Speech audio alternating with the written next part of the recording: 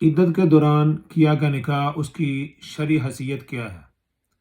عدت کے دوران کیا گیا نکاح فاسد ہے، باطل نہیں ہے۔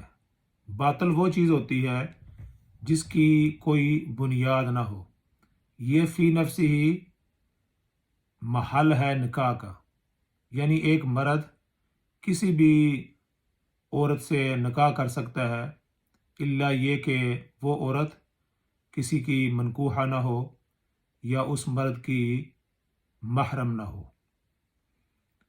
عدت کی وجہ سے اس میں فساد واقع ہوا ہے، اور وہ فساد اس وجہ سے ہے کہ ایک شرط کا اس میں فقدان ہے۔ شرط یہ تھی کہ عورت کی عدت مکمل ہو۔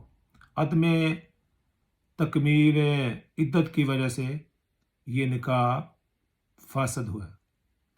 فقہا کہتے ہیں کہ اس دوران اگر بچہ پیدا ہو تو وہ بچہ ثابت النسب ہے، اسے ولد الزنا نہیں کہا جائے گا، نہ ہی عورت مرد پر کوئی حد جاری کی جائے گی۔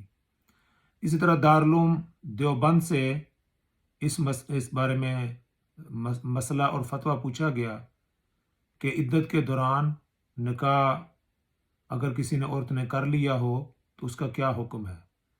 تو انہوں نے کہا کہ عدت میں پڑھایا گیا نکاح فاسد ہے، انہیں چاہیے کہ فوراً جدائی اختیار کریں اور عدت مکمل ہونے کے بعد دوبارہ نکاح کریں۔ اس کے اندر کوئی سزا نہیں ہے، کوئی اور جو ہے نا وہ حد نہیں ہے اس کے اندر، صرف یہ ہے کہ وہ عدت مکمل ہو جائے اور عدت کے بعد وہ دوبارہ نکاح کر لے۔ تو یہ ہے اس کی شرعی حیثیت۔